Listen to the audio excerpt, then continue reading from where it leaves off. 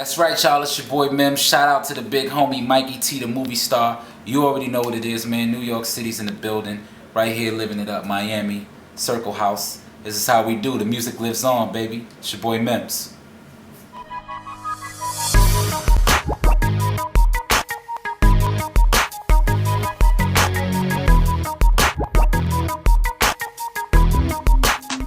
I won't lie. Like when I was coming in the game, the classic story of the hip hop artist being told no by every single label. Nobody wanted to offer a deal. And I won't lie to you. When I made the record, This Is Why I'm Hot, I was at a funny, frustrated period in my career where I know I had underground music, of course. I know I had commercial music. So I didn't understand why the labels didn't see my vision as a musician, or as an artist. I mean, I come from a background of being able to engineer, being able to DJ, being able to produce, and then be able to write music. So, when you get in the studio and you're like, you've exhausted all your avenues, you get a little frustrated. And I remember getting the record for This Is Why I'm Hot, and I remember just saying to myself, you know what? I'm so fed up with the way the music industry's going that I'm gonna make a song to kind of show them the state of hip hop and where it's at, and where music is at. And that's why you get that line in the record that this is why I'm hot. I don't gotta rap. I can make a mill saying nothing on the track. And not to talk bad and not to talk bad about any individual, but one of the best and worst things that ever happened to my career was Capitol Records.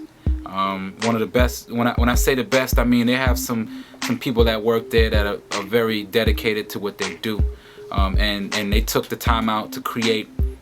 They took the time out to learn me as a person, and they rooted for me as a person. So a lot of them went in there and put their heart into my project. And then there's the side that is just the straight finances and numbers people, and they try to sit there behind their desk and dictate, album sales and marketing and promotion and all that other bullshit. And honestly, I got fed up with it. After the first album, I got fed up with it because I felt like, you guys are trying to make this, you trying to turn music into numbers and theories and physics and all this other bullshit about selling records. And, that kind of like, to me, that's not what music is about. So I really got fed up with it, and I was disgusted with the label. I didn't want to deal with them going into the second album.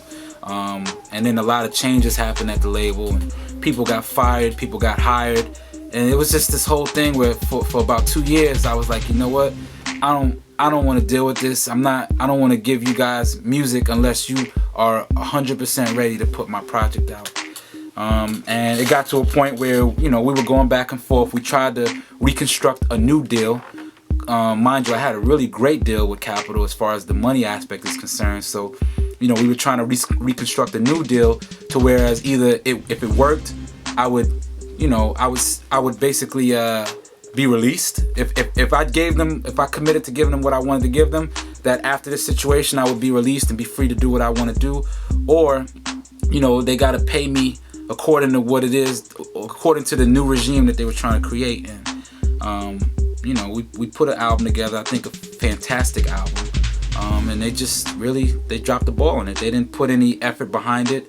The first single we released on it was Move, which was produced by the Interns, and it was originally supposed to be a warm-up record, and it turned into this huge, urban record, and I was happy with it, but I'm like, well, single number 2, let's go.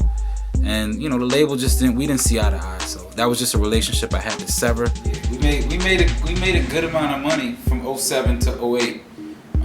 The problem is that when it was time to pay that money up, my situation with Capitol was and still is in many cases a JV deal, joint venture deal, which means that after all expenses are paid, you're supposed to split the profits 50-50 with the company.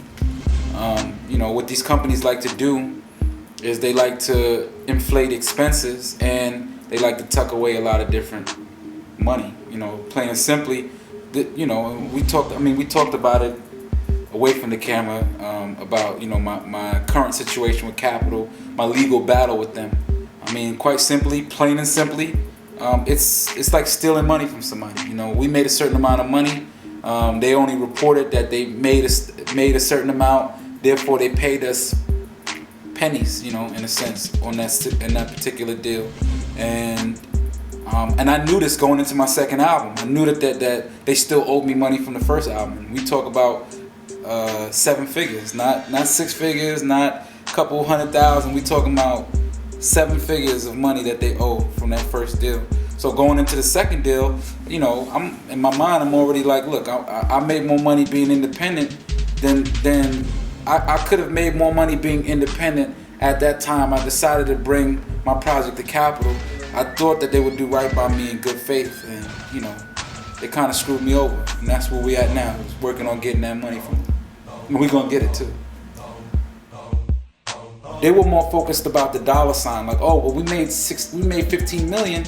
You know, this is good enough for us to kind of like sit back for a little bit and figure out how to make another 15 million. And